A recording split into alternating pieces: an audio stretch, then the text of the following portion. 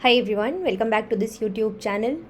DBT JRF 2023 का examination हो चुका है और आई एम श्योर आप लोग बहुत ज़्यादा क्यूरियस और एक्साइटेड होंगे about the cut off, about how the paper was and things like that. ठीक है, so according to the poll conducted on the Telegram channel and according to the information जो कि बहुत सारे स्टूडेंट्स के through हमको मिली है, उसके बेसिस पर सबसे पहले हम बात करेंगे पेपर के एनालिसिस के बारे में और उसके डिफ़िकल्टी लेवल के बारे में। सेकंड, हम बात करेंगे प्रीवियस ईयर कट ऑफ के बेसिस पर चीज़ें कैसी हैं। देन रीजंस क्या हो सकते हैं हाई कट ऑफ जाने के, क्या कारण हो सकता है लो कट ऑफ जाने का, और प्रोबेबल कट ऑफ क्या हो सकती है। So let's begin. शुरुआत करते हैं सबसे पहले पेपर का एनालिसिस के साथ में। देखिए, जो मैक्सिमम बच्चों की तरफ से सोर्सेज से हमें इन्फॉर्मेशन मिल रही है उसके हिसाब से, बाकी देखिए सिंपल बात है, जब हमें एक्चुअल पेपर मिलेगा उसके बाद आपको full fledged information and cut off जो है हम एग्जैक्ट नंबर आपको तभी मिल पाएगा।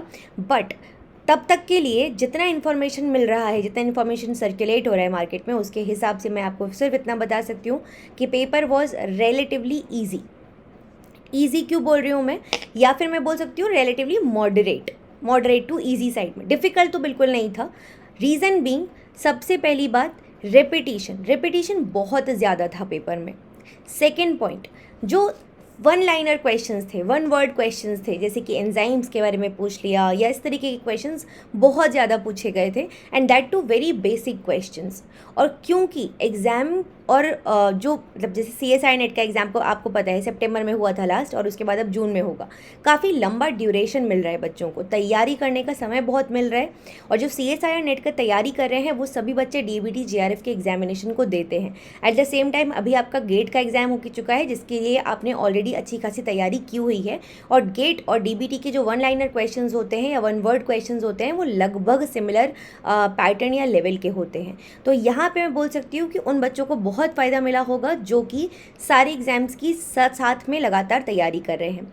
एट द सेम टाइम जिन्होंने प्रीवियस ईयर क्वेश्चंस को बहुत अच्छे से एनालाइज किया होगा या फिर प्रीवियस ईयर क्वेश्चंस को प्रैक्टिस किया होगा, उनको तो बहुत ही ज़्यादा बेनिफिट मिला होगा, बिकॉज बहुत रेपिटेशन है, डायरेक्ट इनडायरेक्ट बोथ वेज। ठीक है, तो रिपीटिशन। तो दैट वाइज अगर हम पेपर का एनालिसिस करें बेसिक लेवल पे, और मैं आपको क्वेश्चंस नहीं बताऊंगी because I don't want to go into something जिसकी बारे में मुझे एग्जैक्ट आइडिया नहीं है। तो जब मेरे सामने पेपर होगा तो मेमोरी बेस्ड क्वेश्चन सॉल्विंग में I don't believe in as of now. Why? Because कि जब हमारे सामने एग्जैक्ट क्वेश्चन होगा, जब मैं देखूंगी पेपर की लैंग्वेज में क्वेश्चन क्या था, तब मैं आपको उसका आंसर बता पाऊंगी, क्योंकि बच्चों की लैंग्वेज में there might be a modification और उसके बेसिस पे आंसर बहुत ज़्यादा बदल जाते हैं। और फिर आप लोग क्योंकि अभी मेरे पास ये ऑलरेडी मैसेजेस आने शुरू हो गए हैं बहुत सारे क्वेश्चन में, जहाँ पे उनको डिबेट होने लग गई है या फिर उनको डाउट होने लग गया है कि मैम इसका ये आंसर होगा कि ये आंसर होगा। बट डिपेंडिंग अपॉन दी जो लैंग्वेज है क्वेश्चन की, उसके बेसिस पे आई थिंक जो करेक्ट आंसर है वो सबसे बेहतर तरीके से आपको बताया जा सकता है। तो as soon as I will get the paper I will be doing the proper analysis, and उसके बारे में हम आपको जो एग्जैक्ट आंसर्स है वो सब आपको बता देंगे। ठीक है, तो प्रीवियस ईयर क्वेश्चन और इन सब चीज़ों के बेसिस पर अगर मैं बात करूँ तो डिफ़िकल्टी का लेवल जो था वो ईजी टू मॉडरेट था। ईजी उन बच्चों के लिए जिन्होंने ये सब चीज़ें की थी, प्रीवियस ईयर पेपर्स अच्छे से उन्होंने प्रैक्टिस किए थे। इसके अलावा जो CSIR और गेट के एग्ज़ाम को भी बहुत अच्छे से इसकी तैयारी कर रहे हैं, ऑफकोर्स DBT के लिए भी, और एक्स्ट्रा जो कुछ चीज़ थी वो भी उन्होंने पढ़ी थी अच्छे से। ठीक है, नाउ ईजी टू मॉडरेट अगर पेपर जा रहा है तो क्या प्रीवियसली भी ईजी टू मॉडरेट ही गया है या प्रीवियसली कोई बहुत डिफ़िकल्ट पेपर आ गया था? एक बार कट ऑफ पे देखते हैं, कट ऑफ को एनालाइज करके देखते हैं। 300 मार्क्स का पेपर होता है।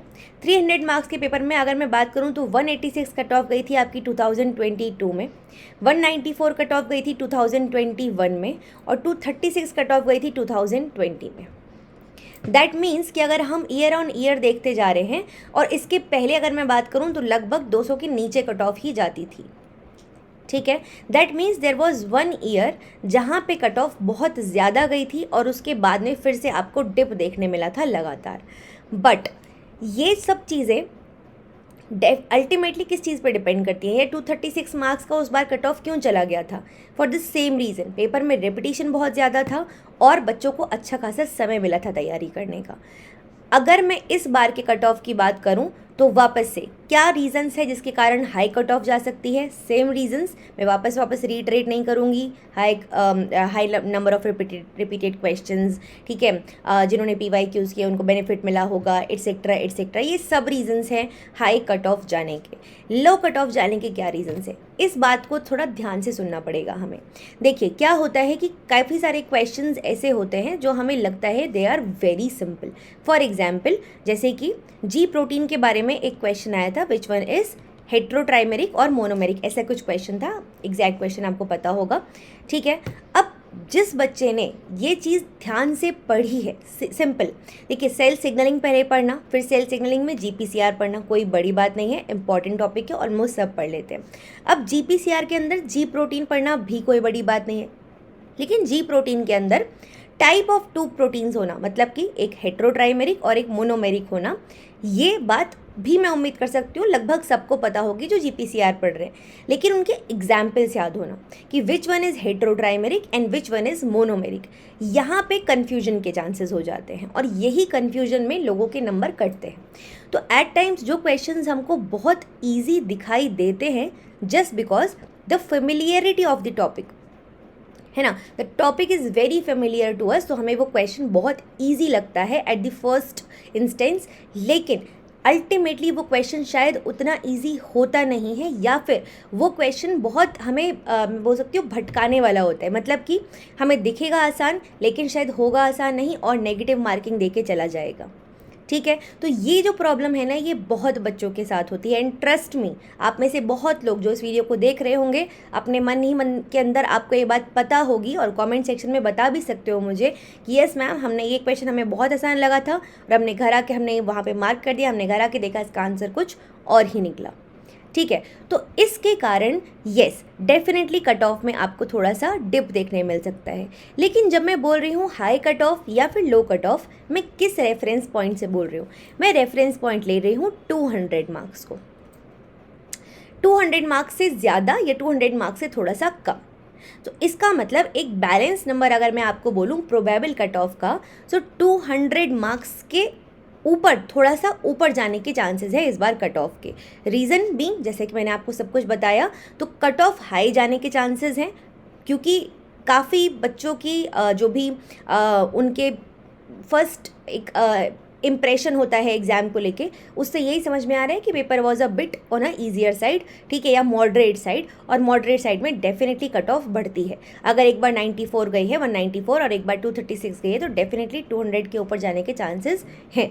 और 200 के ऊपर कितना जाने के चांसेस हैं या किस स्कोर को आप बोल सकते हो कि ठीक है मैम इस स्कोर पे आई एम सेफ, तो मैं इतना बोलूँगी फ़िलहाल के लिए। मैं ये नहीं बोलूँगी कट ऑफ इतनी जा रही है या ऐसा कुछ है, लेकिन ऐसा बोला जा सकता है कि 220 प्लस अगर आपके मार्क्स हैं, 220 प्लस -5 कर लीजिए, अगर आपके मार्क्स इस रेंज में लाई करे हैं मेरे साइड से, तो यू आर सेफ, ठीक है, you are very much safe. बाकी एक बार पेपर हमारे सामने आ जाएगा तो हमें और क्लैरिटी से पता चल जाएगी कि कट ऑफ इससे भी ज़्यादा तो नहीं बढ़ रही है कहीं, ठीक है। तो अभी के लिए मेरा जो फर्स्ट इंप्रेशन है उसके बेसिस पर ये एनालिसिस है, बेस्ड अपॉन आगे जो मेरे सामने पेपर आएगा, जो फाइनल हमारे पास पेपर आएगा, तब मैं आपको एग्जैक्ट नंबर बता पाऊँगी कि क्या कट ऑफ बढ़ने वाली है इस नंबर से भी या कट ऑफ इस नंबर से डिप हो सकती है। बट फिलहाल के लिए ये नंबर है मेरे पास। और एक और चीज़, एक पीस ऑफ एडवाइस है जो मैं आपको देना चाहती हूँ कि कट ऑफ, अब देखिए एग्ज़ाम हो चुका है, मैं आपको ये नंबर इसलिए बता रही हूँ so that you can just काम योर नर्व्स अ बिट, ठीक है, क्योंकि CSIR नेट का एग्जामिनेशन में ज़्यादा दिन नहीं बचे हैं और इस पर ज़्यादा सोचते रहोगे बहुत समय तक तो परेशान हो जाओगे। तो ज़्यादा अच्छा ये है कि वहाँ जो कराए, अब अपनी सारी एनर्जी लगा दो CSIR नेट एग्जाम पे। रैपिड फायर सीरीज़ चला रही हूँ या जो भी सीरीज़ चल रही है, जितने भी इंपॉर्टेंट टॉपिक्स करने बोले हैं, जो करने बोला है, शॉर्ट सीरीज़, वो सब करो, अपनी पढ़ाई पूरी कर रखो, अपनी तैयारी पूरी रखो, PYQs पे फोकस करो, ये सब चीज़ें करो जो करने के लिए बोला है, ठीक है। और आगे जो आने वाला है, जो सामने है, हाथ में है, उस पर फोकस करो, ठीक है। मिलते हैं आप लोगों से नेक्स्ट वीडियो में वेरी वेरी सून। तब तक के लिए अपना ख्याल रखिए, खूब मेहनत से पढ़ाई कीजिए और इसके बारे में एग्जैक्ट आइडिया आपको मैं दूंगी when we'll see the paper. तब तक take care everyone, bye bye, see you in the next video, bye bye.